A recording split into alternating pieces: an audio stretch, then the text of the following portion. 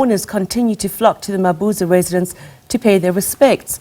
Representatives of political parties and entities, including members of the community, continue to visit the homestead since Thursday last week.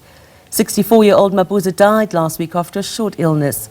While EFF Deputy President Godrich Gardee is addressing the media right now, let's listen in. And we can tell you that he was a man of peace, a man of unity, a man who was committed to the liberation of his people in South Africa. He will go the extra mile. He will be known for having loved education and assisted quite a number of people in the education sector to achieve degrees and to do well both in business and in life, and to provide scholarships to many of the indigent people of Mpumalanga in particular and the surrounding villages where he stayed. That's the best we can say of him. All right, Mr. Gardee, this is Muluku Mloto. Thanks for making time for us.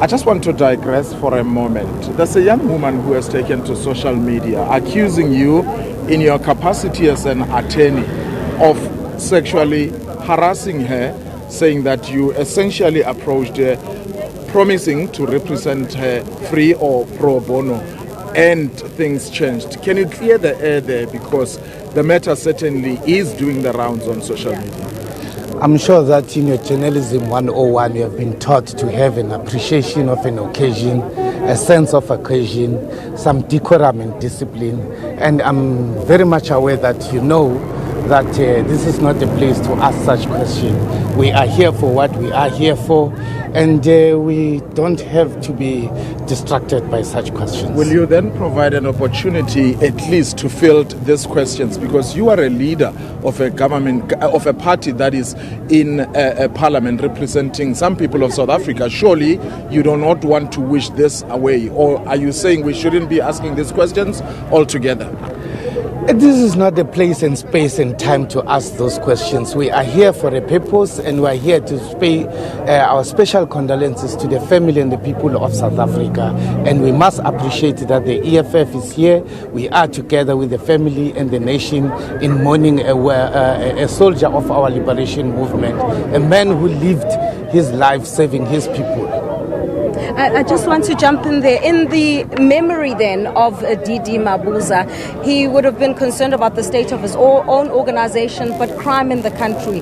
We've heard a very explosive briefing from Nhlanhla Mkhwanazi. I know the EFF has released a statement. The president is back in the country. What do you want to see happening? You can comment on that, Shirley.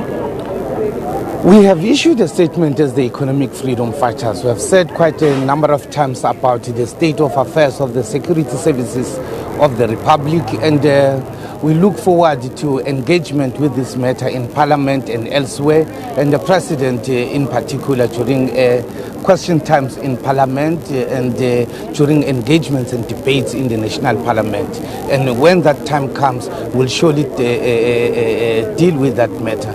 But for now, can we give an accord a Deputy President who has passed away and speak of his life and legacy and celebrate his life? Most of some of us who grew up under his hand as early as 1984, passing through here, going fishing, and having all the lighter moments with him throughout our lives, including how he became a deputy presidency. Maybe one day you'll get to ask that question, how we were involved as EFF to ensure that he does not miss that opportunity to take that position when he actually wanted to be full-time at Luthuli House. And use this opportunity to explain why was it important and significant for him to be deputy president, particularly for you as the EFF? It may not necessarily be the economic freedom fighters, but like all other organizations, hierarchy and seniority, and the issue of structure of an organization. You cannot be saying, I'm a deputy president at Winnie Madikizela Mandela House, and tomorrow we assume into power in South Africa, and then you set up a precedent that is, you cannot sustain it for generations to come.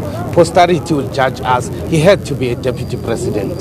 And also Tumela Machoko here from SABC News. You know, you knew him personally. What kind of a man was he, and how would you remember him? It happened that when I was doing my secondary school was next to his home village, and I spent a lot of time in his home where his parents were and his brothers, siblings and everybody were, and we spent all the time in the family like any other of the children. We will sometimes even finish his meal before he comes back from work, and then he must wait for the next meal the following day.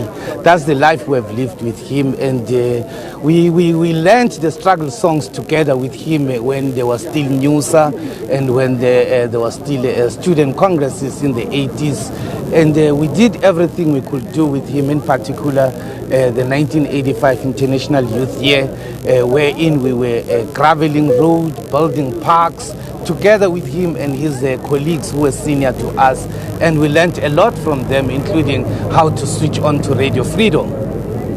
All right, thank you so much, Mr. Godrich Gardee. That was Godrich Gardee. They're just giving us a small briefing about him meeting with the family of David Mabuza here, and also reflecting on the life and times of the man himself here in Barberton. We're also expecting the ANC Secretary General, Mr. Fikile Mbalula, also to visit the family anytime soon now from now on, as the arrangement for the funerals are underway here in Barberton.